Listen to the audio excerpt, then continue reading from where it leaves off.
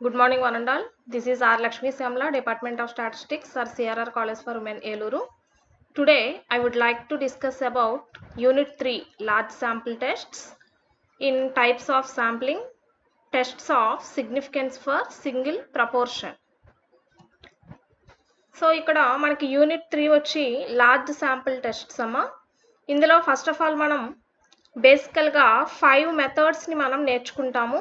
That is test of significance for single mean, test of significance for 2 means or difference of means, test of significance for single proportion, and test of significance for 2 proportions or difference of proportions, and test of significance for 2 standard deviations. Okay, ఇక్కడ first of all large sample టెస్ట్కి వెళ్ళే ముందుగా మనకి large samples అని ఎప్పుడు అంటాము and అలాగే small samples అని ఎప్పుడు తీసుకుంటాం అనేది తెలియాలి. ఓకే, ఇందులో మనకి ఫస్ట్ ఆఫ్ ఆల్ శాంపుల్ అంటే ఏంటో తెలుసు. ఓకే, ఒక పాపులేషన్ నుంచి ఫైనైట్ సబ్సెట్ ఆఫ్ పాపులేషన్ని మనం కన్సిడర్ చేస్తే కనుక వాడిని మనం శాంపుల్స్ అంటాము. అండ్ అలాగే అందులో ఉన్న నెంబర్ ఆఫ్ అబ్జర్వేషన్స్ని మనం శాంపుల్ సైజ్ తోటి రిప్రజెంట్ చేస్తాము. ఓకే, ఇక్కడ మనం large samples and small samples అనేవి ఎప్పుడు రిప్రజెంట్ చేస్తామంటే the test of significance for large samples is if the sample size is greater than or equal to 30. Okay, అంటే మనం తీసుకునే number of sample observations, that means sample size అనేది small n greater than or equal to 30. అంటే that means the total number of observations will be greater than or equal to 30 ఉంటే గనక వాటిని మనం large samples కింద consider చేయడం జరుగుతుంది. Less than 30 అంటే that means N less than 30 observations కన్నా తక్కువ ఉంటే కనుక నెంబర్ ఆఫ్ శాంపుల్ అబ్జర్వేషన్స్ వాటిని మనం స్మాల్ శాంపుల్స్ కింద కన్సిడర్ చేయడం జరుగుతుంది. ఓకే, సో ఇక్కడ ఈ యొక్క 5 టెస్ట్స్ అనేవి లార్జ్ శాంపుల్ టెస్ట్స్లో మనం సిగ్నిఫికెన్స్ లెవెల్స్ని మనం టెస్ట్ చేయడానికి యూజ్ చేసే 5 డిఫరెంట్ మెథడ్స్. ఓకే, సో మనం ప్రీవియస్ యూనిట్లో టెస్టింగ్ ఆఫ్ హైపోథసిస్లో హైపోథసిస్ ప్రొసీజర్ నేర్చుకున్నాము. ఓకే, టెస్టింగ్ ఆఫ్ హైపోథసిస్ ప్రొసీజర్లో అక్కడ మనం కొన్ని నెంబర్ ఆఫ్ పాయింట్స్ నేర్చుకున్నామమ్మా. ఎక్కడ మనకి ఇచ్చిన సిచ్యువేషన్ ఏదైనా కానీ దానికి first of all null hypothesis, alternative హైపోథసిస్ని కన్సిడర్ చేయడము. నెక్స్ట్ వాటి యొక్క లెవెల్ ఆఫ్ సిగ్నిఫికెన్స్ అనేది ఫిక్స్డ్, అంటే ప్రాబ్లంలో మనకి ముందుగానే ఫిక్స్ చేయబడి ఉంటుంది కాబట్టి ఆ లెవెల్ ఆఫ్ సిగ్నిఫికెన్స్ ఎక్కడ టెస్ట్ చేయమన్నారనేది కన్సిడర్ చేస్తాము. అండ్ అలాగే మనం తీసుకున్న ఆల్టర్నేటివ్ హైపోథసిస్ని మనం బేస్ చేసుకుని 1 టైల్డ్ టెస్ట్ యూజ్ చేయాలా ఆర్ 2 టైల్డ్ టెస్ట్ యూజ్ చేయాలా అనేది అక్కడ దాని మీద డిపెండ్ అయి ఉంటుందని చెప్పుకున్నాము. అండ్ అలాగే మనం ఏ టెస్ట్ అయితే చెయ్యాలనుకుంటున్నామో ఆ టెస్ట్కి రిలేటెడ్గా ఒక టెస్ట్ స్టాటిస్టిక్, అంటే దట్ మీన్స్ ఫార్ములాని మనం కన్సిడర్ చేసుకోవడం జరుగుతుంది. ఆ యొక్క టెస్ట్ స్టాటిస్టిక్ని మనం బేస్ చేసుకొని జెడ్ క్యాలిక్యులేటెడ్ వాల్యూని మనం ఫైండ్ అవుట్ చేస్తాము. అలా వచ్చిన క్యాలిక్యులేటెడ్ వాల్యూని టేబులేటెడ్ వాల్యూ తోటి కంపేర్ చేసి Z calculated value less than or equal to tabulated value అయితే we accept the null hypothesis, otherwise we reject the null hypothesis అని చెప్పి టెస్టింగ్ ఆఫ్ ప్రొసీజర్లో ఆ యొక్క టెస్ట్ ఫార్మాట్ ఎలా చేయాలి అనే దానికి మనం స్టెప్ బై స్టెప్ కొంత ప్రొసీజర్ అనేది నేర్చుకున్నాము. Okay, in the similar way ఇక్కడ మనం తీసుకున్న ఈ యొక్క నెంబర్ ఆఫ్ 5 టెస్ట్స్కి కూడా ఒక్కొక్క దానికి కూడా మనం టెస్టింగ్ ఆఫ్ హైపోథసిస్ని బేస్ చేసుకొని ఒక్కొక్క టెస్ట్ మనం ఎలా చేయాలనేది నేర్చుకుంటాము. ఓకే, దానికి ముందుగా కొంత మనం నేర్చుకోవాల్సిన ఇంట్రడక్షన్ పార్ట్ ఉంది, అదేంటో చూద్దాము. In these samples, we apply the normal test which is based on the fundamental property of normal distribution. Okay, ఇక్కడ మనం ఏ టెస్ట్ అప్లై చేయాలన్నా కూడా వాటన్నిటికీ కూడా మెయిన్ బేస్ డిస్ట్రిబ్యూషన్ ఏంటంటే నార్మల్ డిస్ట్రిబ్యూషన్ యొక్క that means standard normal variate Z that is equal to X minus mu by sigma అనే ఈ యొక్క స్టాండర్డ్ నార్మల్ వేరియేట్ని మనం కన్సిడర్ చేసి దీని ద్వారా ప్రతి టెస్ట్కి కూడా టెస్ట్ స్టాటిస్టిక్ని మనం ఫైండ్ అవుట్ చేయడం జరుగుతుంది. ఓకే, సో దానికన్నా ముందుగా ఇక్కడ మనకి కొన్ని టైప్స్ ఆఫ్ శాంప్లింగ్స్ నేర్చుకుందాము. ఓకే, ఇక్కడ మనం శాంప్లింగ్ అంటే ఏం చెప్పుకున్నాము? పాపులేషన్ నుంచి శాంపుల్స్ని డ్రా చేసే ఆ యొక్క టెక్నికల్ ప్రొసీజర్ ఏదైతే ఉందో, స్టాటిస్టికల్ టెక్నిక్స్ని మనం డిఫరెంట్ టెక్నిక్స్ని మనం ఫాలో అవుతాము పాపులేషన్ నుంచి శాంపుల్స్ని డ్రా చేయడానికి. సో అలా పాపులేషన్ నుంచి శాంపుల్స్ని డ్రా చేసే టెక్నిక్నే మనం ఇక్కడ శాంప్లింగ్ అని చెప్పి కన్సిడర్ చేస్తాము. సో ఇక్కడ మనకి శాంప్లింగ్లో ఈ మెయిన్లీ మనం ఇక్కడ 4 టైప్స్ ఆఫ్ శాంప్లింగ్స్ గురించి డిస్కస్ చేద్దామమ్మా. ఫస్ట్ వన్ వచ్చి purposive sampling, next second one వచ్చి random sampling, third one is stratified sampling and fourth one is systematic sampling. First purposive sampling చూడండి. It is one in which sample units are selected with definite purpose in view. Okay, ఇక్కడ మనకి నేమ్లోనే ఉంది purposive అంటున్నాము. అంటే మనకి కావలసిన consideration వరకు మాత్రమే మనకి కావలసిన నెంబర్ ఆఫ్ శాంపుల్ అబ్జర్వేషన్స్ని తీసుకుంటే కనుక వాటిని మనం పర్పసివ్ శాంప్లింగ్ అని చెప్పి తీసుకుంటాము. సో ఇక్కడ ఒక ఎగ్జాంపుల్ ఇచ్చారు చూడండి. If we want to give the picture that the standard of living as increased in the city of new Delhi, we may take individuals in the sample from rich and posh localities like Chanakyapuri Colony, South Extension, etc. and ignore the localities where low income group and the middle class families live. Okay, ఇక్కడ న్యూఢిల్లీ సిటీని తీసుకొని అందులో main rich and పోష్ లొకాలిటీస్లో ఉన్న number of families యొక్క cost of living ఎలా ఉంది అనేది survey చేస్తున్నాము. ఓకే, సో దానికోసం ఇక్కడ ఏం చేస్తున్నామంటే ఇక్కడ జనరల్గా ఇక్కడ రిచ్ అండ్ పోష్ లొకాలిటీస్ అంటే అక్కడ ఉండే పీపుల్స్, అంటే దట్ మీన్స్ అక్కడ చాణక్యపురి కాలనీ, సౌత్ ఎక్స్టెన్షన్ ఈ యొక్క ఏరియాస్ని మాత్రమే ఇక్కడ మనం కన్సిడర్ చేస్తున్నాం. యాక్చువల్గా మనం ఏదైనా ఒక సిటీ కానీ టౌన్ కానీ ఏదైనా ఒక లొకాలిటీ తీసుకుంటే అందులో మనకి జనరల్గా ఆల్ ఆఫ్ ద ఫ్యామిలీస్ అందరూ ఇంక్లూడ్ అయి ఉంటారు. అంటే దట్ మీన్స్ వాళ్ళ యొక్క ఇన్కమ్ని బేస్ చేసుకుని లో class, middle class, high class families కింద రిప్రజెంట్ చేస్తాం కదమ్మా. అయితే ఇక్కడ స్టాండర్డ్ ఆఫ్ లివింగ్ అనేది ఎవరిని తీసుకుంటున్నాం మనం? ఓన్లీ రిచ్ అండ్ పోష్ లొకాలిటీస్లో ఉన్న ఫ్యామిలీస్ని మాత్రమే తీసుకుంటున్నాము. అంటే నా యొక్క స్టడీ పర్పస్ కోసం అవసరమైనవి ఓన్లీ ఈ యొక్క లొకాలిటీస్ని మాత్రమే నేను కన్సిడర్ చేయాలి. రిమైనింగ్ లో ఇన్కమ్ అంటే దట్ మీన్స్ లో class families and middle class families ఉండే ఏరియాస్ ఏవైతే ఉన్నాయో వాటినన్నిటినీ నేను ఇగ్నోర్ చేస్తున్నాను. అంటే దట్ మీన్స్ నేను ఇక్కడ కన్సిడర్ చేయట్లేదు ఆ లొకాలిటీస్ని. ఓన్లీ అంటే నా స్టడీ పర్పస్ కోసం అవసరమైన ఈ యొక్క లొకాలిటీస్ని మాత్రమే కన్సిడర్ చేస్తున్నాను. Okay, that is purposive sampling. అంటే మనకి ఎంతవరకు అయితే అవసరం అవుతుందో వాటిని మాత్రమే ఇక్కడ ఆ టోటల్ పాపులేషన్ నుంచి ఆ యొక్క నెంబర్ ఆఫ్ శాంపుల్స్ని మనం కన్సిడర్ చేస్తే గనక దాన్ని మనం ఇక్కడ పర్పసివ్ శాంప్లింగ్ అంటాము. ఓకే, సో నెక్స్ట్ వన్ వచ్చి random sampling. In these case the sample units are selected at random and the drawback of purposive sampling, subjective element is completely overcome. A random sample is one in which each unit of population has equal chance of being included in it. Next random sampling అంటున్నాము. Okay, random అంటే ఏంటి? That means ఏదైనా ఒక particular order అనేది consideration లేకుండా మనం ఆ యొక్క పాపులేషన్లో ఈచ్ అండ్ ఎవ్రీ ఎలిమెంట్కి కూడా ఈక్వల్ ఛాన్స్ అనేది ఉంటే కనుక దాన్ని మనం ర్యాండమ్ శాంప్లింగ్ కింద కన్సిడర్ చేస్తాము. ఓకే, ఆల్రెడీ యొక్క కాన్సెప్ట్స్ అన్నిటి గురించి మనం స్టార్టింగ్ ప్రాబబిలిటీలో నేర్చుకున్నాము ఫస్ట్ ఇయర్లో. సో దానిని బేస్ చేసుకుని ఇక్కడ ర్యాండమ్ శాంప్లింగ్ అంటే ఎలా చెప్తున్నామంటే, suppose we take a sample of size n from a finite population of size N, then they are NCN possible samples. Okay, ఇక్కడ క్యాపిటల్ N అనేది పాపులేషన్ యొక్క సైజ్ని రిప్రజెంట్ చేస్తే ఈ యొక్క స్మాల్ n అనేది శాంపుల్ సైజ్ని మనకి ఇండికేట్ చేస్తుంది. సో ఇప్పుడు ఈ యొక్క పాపులేషన్ నుంచి మనం డ్రా చేసే నెంబర్ ఆఫ్ శాంపుల్స్ని ఎన్ని వేస్ అంటే దట్ మీన్స్ ఎన్ని పాసిబుల్ వేస్లో మనం డ్రా చేయొచ్చు అంటే ఎన్సిఎన్ కాంబినేషన్స్లో మనం డ్రా చేయొచ్చు. అంటే ఆ యొక్క పాపులేషన్లో ఉన్న ఈచ్ అండ్ ఎవ్రీ యూనిట్ కూడా మనకి డ్రా అవ్వడానికి ఈక్వల్ ఛాన్స్ ఉంటే కనుక దాన్ని మనం ఇక్కడ ర్యాండమ్ శాంప్లింగ్ కింద కన్సిడర్ చేస్తాము. ఓకే, దెన్ దీనికి ఒక బెస్ట్ ఎగ్జాంపుల్ ఏంటంటే lottery system. Next one is stratified sampling.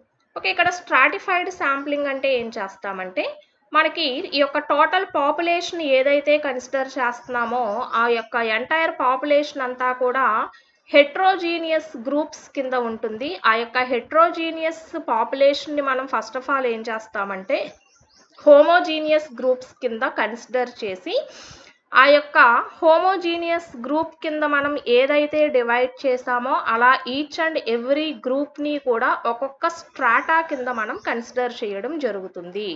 So అలా డివైడ్ చేసుకున్న ఈచ్ అండ్ ఎవ్రీ స్ట్రాటాని మనం బేస్ చేసుకుని ఒక్కొక్క స్ట్రాటా నుంచి మనం నెంబర్ ఆఫ్ శాంపుల్ అబ్జర్వేషన్స్ని మనం ర్యాండమ్గా డ్రా చేసినట్లయితే కనుక దానిని మనం ఇక్కడ స్ట్రాటిఫైడ్ శాంప్లింగ్ అని చెప్తాము. చూడండి, here the entire heterogeneous population divided into homogeneous groups. Each group is called as strata, which differs from one another, but which of these groups are homogeneous within itself. Then units are selected at random from each of these stratum.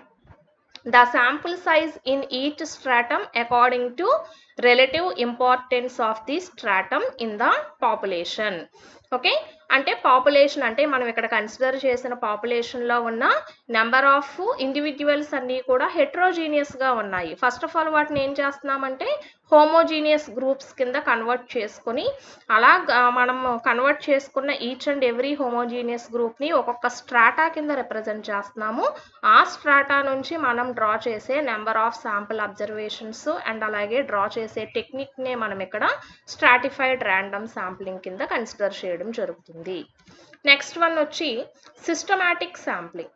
Okay, in this sampling is followed by a systematic manner. In further, we draw the samples in the procedure. The technique of drawing these samples is known as systematic sampling. Okay, అంటే ఇక్కడ systematic sampling అనేది మనం ఏదైనా ఒక through condition ద్వారా కానీ ఒక సిస్టమ్ని బేస్ చేసుకుని కానీ ఆ యొక్క శాంప్లింగ్స్ని మనం డ్రా చేసినట్లయితే కనుక వాటిని మనం సిస్టమాటిక్ శాంప్లింగ్ అంటాము. సపోజ్ ఒక 100 నెంబర్స్ తీసుకున్నాము, వాటిలోంచి 5 యొక్క మల్టిపుల్స్ అన్నీ కూడా నాకు శాంపుల్స్ కింద కన్సిడర్ చేయాలనుకుంటున్నాను. ఓకే, టోటల్ 100 నెంబర్స్ అనేవి పాపులేషన్ అనుకుంటున్నాను. వాటి నుంచి నేను డ్రా చేసుకునే శాంపుల్స్ ఏం తీసుకుంటున్నానంటే 5 యొక్క మల్టిపుల్స్ అంటున్నాను. ఓకే, దట్ మీన్స్ అక్కడ ఒక నేను కండిషన్ అనేది అలాట్ చేసేసాను. సో దాని ద్వారా ఏమవుతుంది, ఆటోమేటిక్గా 5, 10, 15, 20 ఇలాగా 5 యొక్క మల్టిపుల్స్ అన్నీ కూడా ఆటోమేటిక్గా వాటిని నేను శాంపుల్స్ కింద డ్రా చేసుకోవడం జరుగుతుంది అనమాట. అలాగ మనం ఒక కండిషన్ని మనం బేస్ చేసుకొని ఆ యొక్క పాపులేషన్ నుంచి మనం డ్రా చేసే శాంపుల్స్ యొక్క టెక్నిక్ని ఒక సిస్టమాటిక్గా కానీ లేకపోతే ఒక కండిషన్ని బేస్ చేసుకుని కానీ తీసుకుంటే కనుక దీన్ని మనం సిస్టమాటిక్ శాంప్లింగ్ కింద కన్సిడర్ చేస్తాము. ఓకే, నెక్స్ట్ మనం ఇక్కడ 5 మెథడ్స్ గురించి నేర్చుకుంటున్నామని చెప్పాం కదమ్మా. అందులో ఫస్ట్ మెథడ్ ఏంటంటే test of significance for single proportion. Okay, so దానికోసం ఇదంతా టెస్ట్ ప్రొసీజర్. ఓకే, ఈ టెస్ట్ ప్రొసీజర్ అంతా కూడా మనకి టెస్ట్ స్టాటిస్టిక్ మనం ఎలా ఫైండ్ అవుట్ చేస్తాము అనే దాన్ని రిప్రజెంట్ చేస్తుంది. సో దానికోసం ఇక్కడ కన్సిడరేషన్స్ చూడండి. If X is the number of success in N independent trials with probability P of success for each trial. Okay, ఇక్కడ ఎక్స్ అనేది నెంబర్ ఆఫ్ సక్సెస్ కింద కన్సిడర్ చేస్తున్నాను in N independent trials. Okay, N number of trials తీసుకుంటే కనుక వాటిలో మనకి అక్కర్ అయ్యే number of సక్సెస్ని ఎక్స్ అనుకుంటే కనుక వాటి యొక్క ప్రాబబిలిటీ పి కింద రిప్రజెంట్ చేస్తే then expectation of X equal to NP and variance of X equal to NP Q అంటున్నాము. ఓకే, ఎందుకు మనం ఈ కన్సిడరేషన్ తీసుకున్నాము అంటే ఆల్రెడీ మనం ఫస్ట్ ఇయర్లో డిస్ట్రిబ్యూషన్స్లో బైనామియల్ డిస్ట్రిబ్యూషన్ నేర్చుకున్నాము. ఓకే, అక్కడ బైనామియల్ డిస్ట్రిబ్యూషన్ అనేది దేన్ని ఇండికేట్ చేస్తుందమ్మా, ఎలా రిప్రజెంట్ చేస్తాం మనం బైనామియల్ డిస్ట్రిబ్యూషన్ని? NCX P power X into Q power N minus X, అంటే వేర్ ఎన్ అనేది నెంబర్ ఆఫ్ ట్రయల్స్ని రిప్రజెంట్ చేస్తుంది, ఎక్స్ అనేది ప్రాబబిలిటీ ఆఫ్ సక్సెస్ని రిప్రజెంట్ చేస్తుంది, అండ్ పీక్యూ అనేవి మనకి సక్సెస్ ఫెయిల్యూర్స్ని రిప్రజెంట్ చేస్తాయి. సో ఇక్కడ కూడా మనం తీసుకున్న consideration related to binomial distribution కాబట్టి, సో దాని ప్రకారం వీటి యొక్క mean NP and binomial distribution యొక్క వేరియన్స్ ఎన్పిక్యూ కాబట్టి వీటిని ఇలాగ నేను రిప్రజెంట్ చేస్తున్నాను. Okay, for large sample N the binomial distribution tends to normal distribution, hence x follows n of np, npq.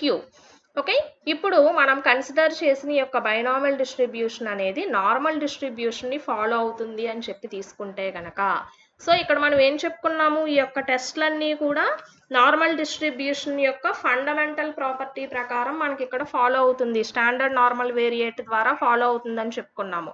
So అందుకని ఇక్కడ X variable which follows normal distribution with mean NP and variance NPQ అనుకుందాము. So అయితే ఇక్కడ నేను first of all test స్టాటిస్టిక్ని consider చేస్తున్నాను. Z is equal to T minus expectation of T by standard error of T అనుకుంటున్నాను. Then that is equal to T minus expectation of T అంటే దాని ప్రకారం నేను ఇక్కడ మీనే కదా రిప్రజెంట్ చేయాల్సింది.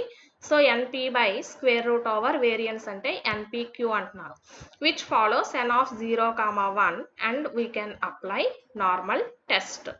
ఓకే, ఇది బేసిక్ రిప్రజెంటేషన్. ఓకే, ఇప్పుడు మనం సింగిల్ ప్రపోర్షన్కి టెస్ట్ స్టాటిస్టిక్ని అప్లై చేయాలి.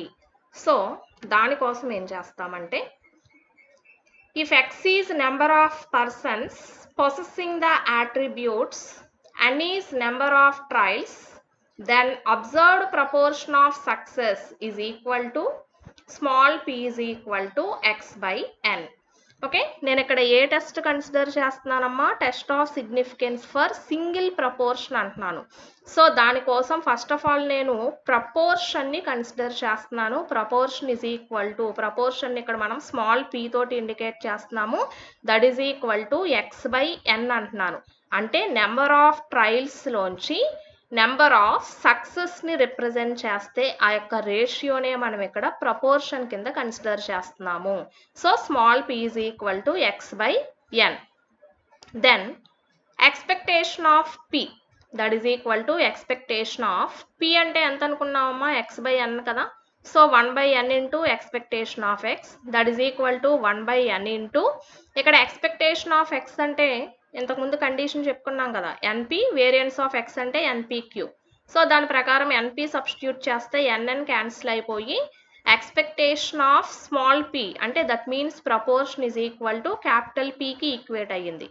అండ్ అలాగే వేరియన్స్ ఆఫ్ పి తీసుకుంటున్నాను, that is equal to variance of X by N, and వేరియన్స్లోంచి ఎన్ బయటకు తీసుకొస్తే స్క్వేర్ అవుతుంది కాబట్టి 1/n square into variance of X, 1/n square into variance of X అంటే ఎన్పిక్యూ, ఎన్ స్క్వేరు క్యాన్సిల్ అయిపోయి finally variance of P is equal to PQ by N.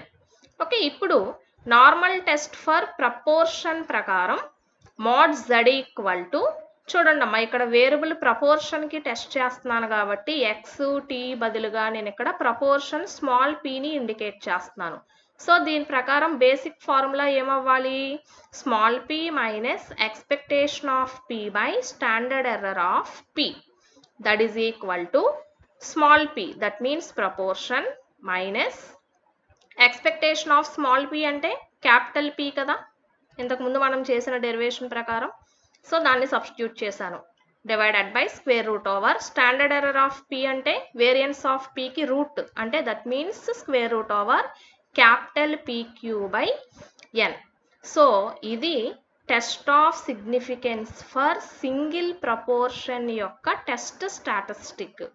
Okay, ఇది formula అమ్మ test statistic, mod Z equal to small P minus capital P by square root over PQ by N. Next అలాగే probable limits calculate చేయాలి అంటే కనుక దాని యొక్క formula consideration ఇది. Expectation of X plus or minus 3 into square root over variance of X. Okay, already మనం ఇక్కడ ప్రపోర్షన్కి calculate చేస్తున్నాం కాబట్టి ఎక్స్ ప్లేస్లో పీ సబ్స్టిట్యూట్ చేసి వాటి యొక్క వాల్యూస్ సబ్స్టిట్యూట్ చేస్తే capital P plus or minus 3 into square root over PQ by N. Okay, ఇక్కడ మనం టెస్ట్ స్టాటిస్టిక్ని కన్సిడర్ చేసాము అండ్ అలాగే లిమిట్స్ని కూడా కన్సిడర్ చేసాం. నెక్స్ట్ ఏం చేస్తాము, ఈ యొక్క టెస్ట్ స్టాటిస్టిక్ని మనం బేస్ చేసుకుని క్యాలిక్యులేటెడ్ వాల్యూ జెడ్ క్యాలిక్యులేటెడ్ వాల్యూని ఫైండ్ అవుట్ చేస్తాము. దాన్ని మనం టేబులేటెడ్ వాల్యూ తోటి కంపేర్ చేసి మనం ఫైనల్గా ఒక కన్క్లూజన్ ఇవ్వడం జరుగుతుంది. సో ఆ కండిషన్ ఏంటి, ఏ కండిషన్ మీద మనం ఆ కన్క్లూజన్ డ్రా చేస్తామంటే if modulus over Z calculated value less than or equal to Z tabulated value we accept the null hypothesis, otherwise we reject the null hypothesis at the given level of significance. Okay, ఇది మనకి single test for significance of ప్రపోర్షన్కి మనకి formula base procedure and ఈ యొక్క కన్క్లూజన్కి మనం consider చేసే condition అనమాట. So దీనిని బేస్ చేసుకొని మనం ఒక ప్రాబ్లం చేద్దాము. సో అప్పుడు క్లియర్గా అర్థమవుతుంది. చూడండి అమ్మా, 20 people were attacked by a disease and only 18 people survived. Will you reject the hypothesis the survival rate if attacked by this disease is 85% in favor of the hypothesis that it is more at 5% level of significance? Okay, ఎప్పుడు కూడా మనకి ఇక్కడ ఇచ్చిన problem క్లియర్గా 1కి 2 సార్లు చదువుకొని అందులో మనకి డేటా రిప్రజెంటేషన్ ఏమి ఇచ్చారో చూడండి. ఓకే, ఇక్కడ ఒక 20 పీపుల్ ఒక డిసీజ్కి అటాక్ అయితే గనక అందులో 18 పీపుల్ సర్వైవ్ అయ్యారు. అయితే ఇక్కడ ఇప్పుడు ఏమంటున్నారంటే మనకి ఇక్కడ వచ్చిన సర్వైవల్ రేట్ అనేది 85% కన్నా ఎక్కువ ఉంటే గనక మనం కన్సిడర్ చేసిన హైపోథసిస్ని రిజెక్ట్ చేయడానికి ఛాన్స్ ఉందా అనేది టెస్ట్ చేయమంటున్నారు. అట్ లెవెల్ ఆఫ్ సిగ్నిఫికెన్స్ ఎంతమ్మా, 5%. ఓకే, చూడండి సొల్యూషన్లో first N, that means number of observations ఎంత ఉంది, టోటల్ 20 పీపుల్ కాబట్టి 20. ఇందులో సక్సెస్ రేట్ కావాలి, ప్రాబబిలిటీ ఆఫ్ సక్సెస్ ఎక్స్ అనుకున్నాం, అంటే సర్వైవ్ అయిన పీపుల్లే కదా, అంటే that means X is equal to 18. That means number of persons survived from the disease after attack. Okay, ఇప్పుడు అబ్జర్వ్డ్ ప్రపోర్షన్ అంటే స్మాల్ పీని క్యాలిక్యులేట్ చేస్తున్నాం. P is equal to X by N formula 18/20 that is equal to 0.9. మా next ఇప్పుడు null hypothesis alternative hypothesis consider చేయాలి. మాకు గుర్తుపెట్టుకోండి, null hypothesis అనేది ఎప్పుడూ కూడా there is no significant difference between అని చెప్పుకున్నాము. ఆల్టర్నేటివ్కి వచ్చేసరికి there is a significant difference అనుకున్నాము. ఓకే, ఆ ఆల్టర్నేటివ్లో కూడా ఆ యొక్క సిగ్నిఫికెంట్ డిఫరెన్స్ అనేది 3 కండిషన్స్ని మనకి బ్యాలెన్స్ చేస్తుందని చెప్పుకున్నాము. That is 1 is greater than, less than are not equal to. Okay, ఈ యొక్క ఆల్టర్నేటివ్ హైపోథసిస్ అనేది మనకి ఇక్కడ ఇచ్చిన ప్రాబ్లం యొక్క సిచ్యువేషన్ మీద డిపెండ్ అయి ఉంటుంది అని కూడా చెప్పుకున్నాము.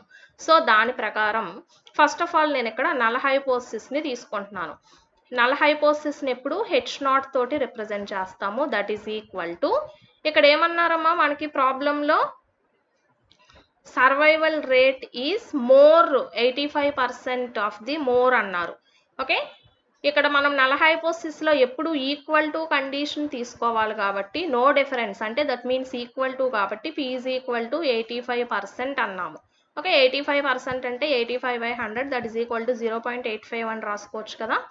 నెక్స్ట్ ఎగైనెస్ట్ ఆల్టర్నేటివ్ హైపోథసిస్కి వచ్చేసరికి H1 పీ గ్రేటర్ దాన్ 0.85 అంటే పీ అనేది 85% కన్నా ఎక్కువ ఉంది అన్నారు. ఎక్కువ అంటే ఏంటి, మోర్ అంటే దట్ మీన్స్ గ్రేటర్ దానే కదా మనం అక్కడ రిప్రజెంట్ చేయాల్సింది. సో అందుకని పీ గ్రేటర్ దాన్ 0.85 తీసుకున్నాను.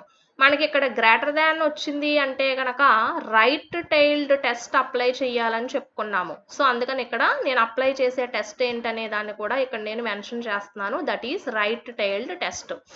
Next level of significance. Okay, ఇది మనకి ప్రాబ్లంలో ముందుగానే ఫిక్స్ చేయబడి ఉంటుంది అని చెప్పుకున్నాము. That is level of significance equal to 5%. Okay, ఇప్పుడు మనకి ఇక్కడ ఇచ్చిన డేటా అంతా కూడా రిప్రజెంట్ చేసాము. ఇప్పుడు టెస్ట్ స్టాటిస్టిక్ ద్వారా క్యాలిక్యులేటెడ్ వాల్యూని తీసుకుందాం.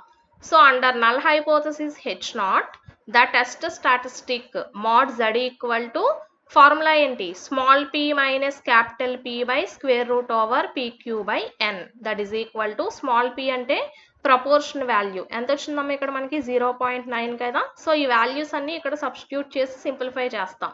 మైనస్ క్యాపిటల్ P అంటే 0.85 డివైడెడ్ బై 0.85 ఇంటూ Q అంటే 1 మైనస్ క్యాపిటల్ P కదమ్మా. సో దాని నుంచి సబ్ట్రాక్ట్ చేస్తే వచ్చిన వాల్యూ బై N అంటే 20. సో దీన్ని అంతటినీ నేను సింప్లిఫై చేస్తే నాకు వచ్చిన క్యాలిక్యులేటెడ్ వాల్యూ 0.649. ఓకే, నెక్స్ట్ దీన్ని టేబులేటెడ్ వాల్యూ తోటి కంపేర్ చేయాలి. ఓకే, మీకు అక్కడ సెకండ్ యూనిట్లో ఒక టేబులర్ ఫామ్ చెప్పాను. Z calculated value 1 tailed test 2 tailed టెస్ట్కి 1%, 5%, 10% దగ్గర టేబులేటెడ్ వాల్యూస్ తోటి ఒక టేబులర్ ఫామ్ అనేది ఇచ్చానమ్మా. సో అక్కడ మనం టేబులేటెడ్ వాల్యూని తీసుకోవాలి. ఓకే, అక్కడ టేబులేటెడ్ వాల్యూ ఎలా తీసుకుంటాము, మనం చేసేది right tailed test at level of significance 5% దగ్గర మనకి ఉన్న టేబులేటెడ్ వాల్యూ ఇది 1.645. ఓకే, ఇప్పుడు ఈ యొక్క క్యాలిక్యులేటెడ్ వాల్యూని టేబులేటెడ్ వాల్యూ తోటి కంపేర్ చేయండి. సో ఈ యొక్క టేబులేటెడ్ వాల్యూ కన్నా క్యాలిక్యులేటెడ్ వాల్యూ తక్కువే కదా ఉంది, అంటే లెస్ దానే కదా. So mode Z calculated value less దాన్ Z టేబులేటెడ్ వాల్యూ. అయితే మనం తీసుకోవాల్సిన కన్క్లూజన్ ఏమవ్వాలి, we accept the null hypothesis at 5% level of significance. Okay, that means అంటే ఇక్కడ మనం ఏదైతే నల్ హైపోథసిస్ లో మనం రిప్రజెంటేషన్ తీసుకున్నామో దాన్నే మనం ఇక్కడ కన్క్లూజన్ కింద కన్సిడర్ చేస్తాము. అంటే the proportion of 85% persons survived from the disease after attack. Okay, next second problem చూడండి. In a sample of 1000 people in Maharashtra, 540 are rice eaters and the rest are wheat eaters. Can we assume that both rice and wheat eaters are equally popular in this state at 1% level of significance? Okay, ఇక్కడ మహారాష్ట్ర అనే ఒక state తీసుకుంటున్నారు. అందులో ఒక sample రిప్రజెంటేషన్గా 540 are rice eaters అంటున్నారు and the rest are wheat eaters అంటున్నారు. అయితే ఈ యొక్క కండిషన్ని బేస్ చేసుకొని ఈ యొక్క స్టేట్లో both rice and wheat eaters are equally popular at 1% level of significance అనేది టెస్ట్ చేయమంటున్నారు. సో దానికోసం ఏం చేద్దామంటే small n is equal to given that 1000, మొత్తం టోటల్ పీపుల్ ఎంతమంది 1000. ఇందులో రైస్ ఈటర్స్, ఓకే, దీన్ని మనం number of rice eaters X కింద కన్సిడర్ చేద్దాము. 540 అంటే observed proportion P is equal to ఏమవుతుంది, ఎక్స్ బై ఎన్ అంటే 0.54. ఓకే, ఇప్పుడు నల్ హైపోథసిస్లో ఏం తీసుకోవాలమ్మా, H0 both rice and wheat eaters are equally popular in the state. Okay, null హైపోథసిస్లో ఎప్పుడూ కూడా there is no significant difference అంటున్నాం కదా. అంటే దాని ప్రకారం ప్రాబబిలిటీ ఈక్వల్ టు ఎంత అవ్వాలి, ఈక్వల్ ఛాన్స్ అంటున్నాం. అంటే 1/2 కదా ఈక్వల్ ఛాన్స్ అంటే, దట్ ఈజ్ ఈక్వల్ టు 0.51 రాసుకోవచ్చు కదా. So that is both rice and wheat eaters are equally popular in this state Maharashtra. Next ఇప్పుడు ఎగైనెస్ట్ ఆల్టర్నేటివ్ హైపోథసిస్ H1, ఇక్కడ ఈక్వల్ అన్నాము, ఇక్కడ నాట్ ఈక్వల్ టు కండిషన్ తీసుకుంటాము. ఓకే, మనకి ప్రాబ్లంలో మోర్ లెస్ ఇలాంటివి వస్తే అప్పుడు greater than less than condition వస్తుంది. ఇక్కడ ఈక్వల్ ఆర్ నాట్ అని అడుగుతున్నారు కాబట్టి ఆల్టర్నేటివ్కి వచ్చేసరికి P not equal to 1/2, that means 0.5. అంటే నాట్ ఈక్వల్ టు కండిషన్ వచ్చిందంటే 2 టైల్ టెస్ట్ అప్లై చేయాలి. దట్ ఈజ్ హైపోథసిస్ ఏమవ్వాలి ఇక్కడ, both rice and wheat eaters are not equally popular in the state Maharashtra. Okay, next test statistic.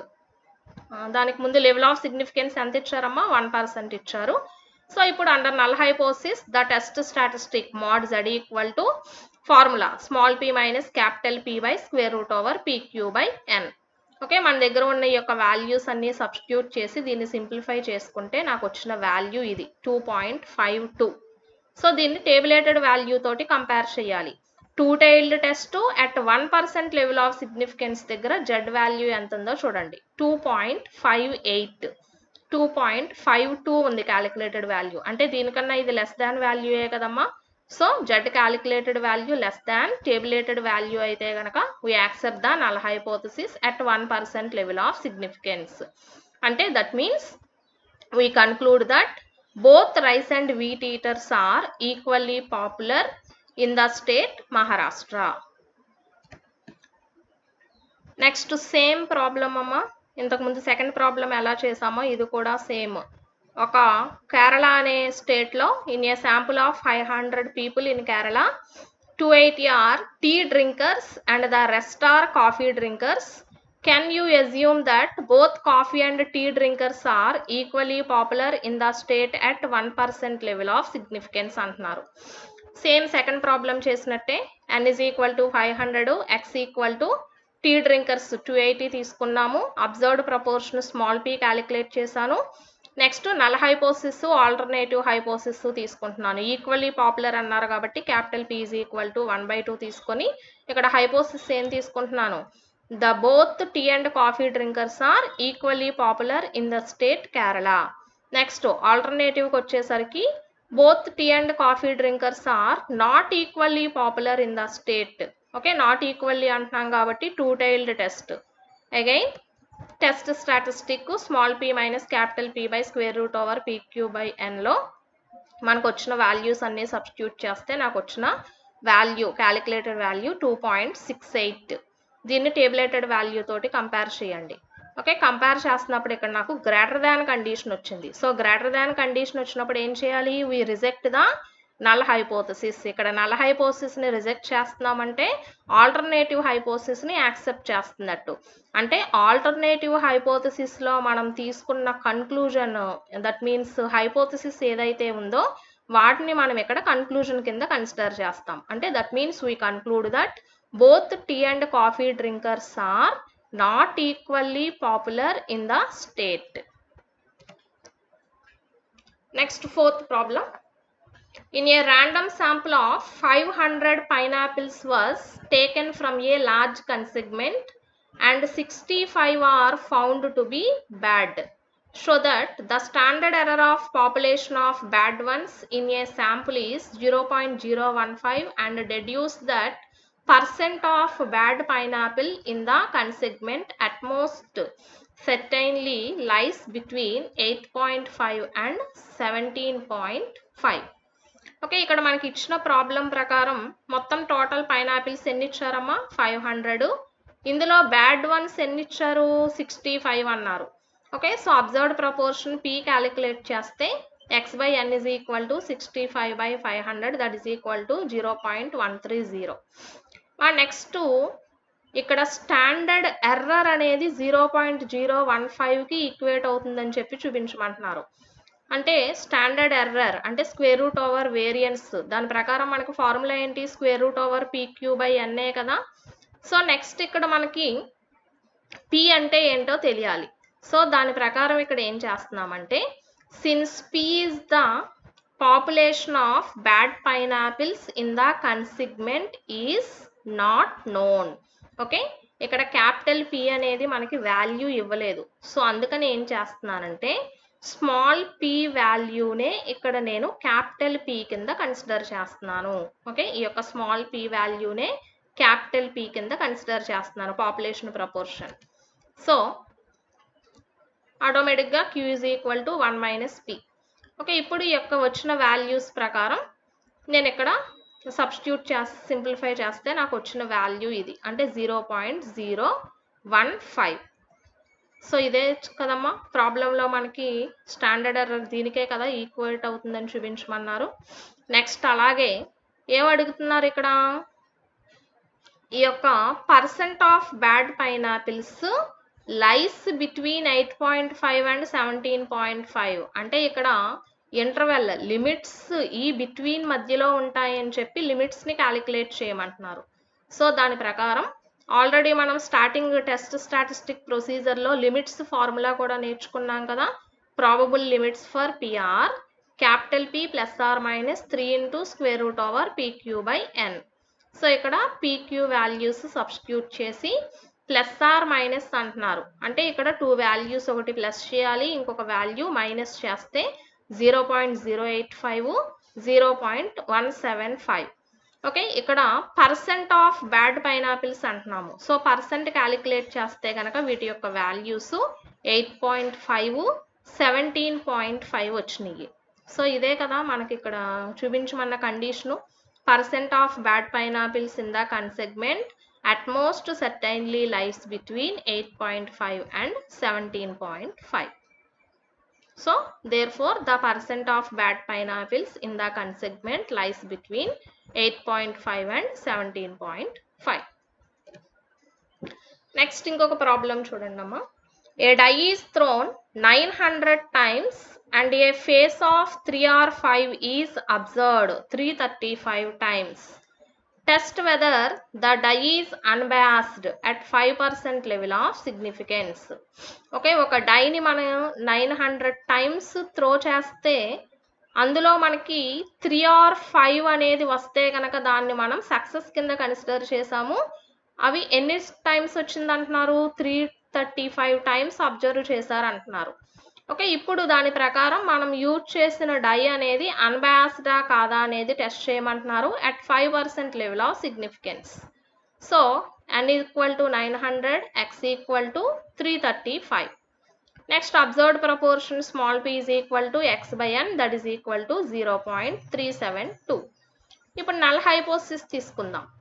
H0 capital P కావాలి. Okay, population యొక్క proportion. So ఇక్కడ ఏం తీసుకుంటున్నాము? 3 కానీ ఆర్ 5 కానీ ఈ రెండిట్లో ఏ ఫేస్ వచ్చినా కూడా దాన్ని సక్సెస్ కింద తీసుకుంటున్నాము. అంటే మనకి యాక్చువల్గా ఒక ఈవెంట్ ఒక ఫేస్ అక్కర్ అవ్వడానికి ప్రాబబిలిటీ ఛాన్స్ ఏంటి? 1/6 కదా డైకి. సో ఇక్కడ 2 ఫేసెస్ గురించి మాట్లాడుతున్నాం కాబట్టి 2/6 that is equal to 1/3 that is equal to 0.333. Okay, ఇది ద డైస్ ఆర్ బయాస్డ్ అని చెప్పి తీసుకున్నాను. ఓకే, బయాస్డ్ అంటే ఇక్కడ మనకి ఈక్వల్ కండిషన్ వస్తుంది. Against alternative hypothesis H1 P not equal to 1/3 not equal to condition వచ్చింది కాబట్టి ద టూ టైల్డ్ టెస్ట్ అనేది అప్లికబుల్ అవుతుంది. ద డై ఈజ్ అన్బయాస్డ్ అనుకుందాము. నెక్స్ట్ లెవెల్ ఆఫ్ సిగ్నిఫికెన్స్ 5% తీసుకున్నాను. Next under null hypothesis H0 ప్రకారం mod z equal to formula small p minus capital P by square root over PQ/N. Okay, ఇక్కడ వచ్చిన ఈ యొక్క values అన్నిటిని వీటిలో సబ్స్టిట్యూట్ చేసి నేను సింప్లిఫై చేసుకుంటే వచ్చిన క్యాలిక్యులేటెడ్ వాల్యూ, దీన్ని టేబులేటెడ్ వాల్యూ తోటి కంపేర్ చేస్తే క్యాలిక్యులేటెడ్ వాల్యూ గ్రేటర్ దాన్ ఉంది కాబట్టి we reject the null hypothesis. Then we conclude that the die is unbiased. అంటే దట్ మీన్ ఆల్టర్నేటివ్ హైపోథిసిస్ని ఇక్కడ మనం కన్క్లూజన్ కింద తీసుకుంటాం. In the similar way 6th కూడా సేమ్ ప్రాబ్లం అమ్మ. A coin is tossed 400 times and head is rejected 240 times. Test whether the coin is unbiased or not at 1% level of significance. Okay, ఒక కాయిన్ని ఎన్ని times toss చేసాము? n is equal to 400. అందులో head అనేది reject అయ్యింది. అంటే that means ఎన్ని times reject అయ్యిందంటే 240 times. So observed proportion calculate చేశాను. P is equal to 240/400 that is equal to 0.6. Null hypothesis ప్రకారం ఇక్కడ కాయిన్ గురించి మాట్లాడుతున్నాం కాబట్టి probability of success and failure అంటే అక్కడ హెడ్ అండ్ టైల్ అక్కర్ అవ్వడానికి మనకి ఈక్వల్ ఛాన్స్ ఉంటుంది కాబట్టి 1/2 తీసుకున్నాను. That is equal to 0.5. దాని ప్రకారం coin is biased. Against alternative హైపోథిసిస్లో H1 not equal to P that equal to 0.5. Not equal to condition అంటే 2 టైల్డ్ టెస్ట్ అప్లై అవుతుంది. That is coin is unbiased అని చెప్పుకుంటున్నాము. నెక్స్ట్ లెవెల్ ఆఫ్ సిగ్నిఫికెన్స్ 1% తీసుకున్నాను. Next test statistic ప్రకారం ఫార్ములాలో నేను ఇక్కడ substitute చేస్తే ఇక్కడ వచ్చిన వాల్యూస్ అన్ని క్యాలిక్యులేటెడ్ వాల్యూ 4.0 వచ్చింది. ఓకే, దీని యొక్క టేబులేటెడ్ వాల్యూ 2.58. సో ఇక్కడ నాకు వచ్చిన calculated value less than tabulated value కాబట్టి we accept the null hypothesis, sorry అమ్మ, గ్రేటర్ దాన్ కండిషన్.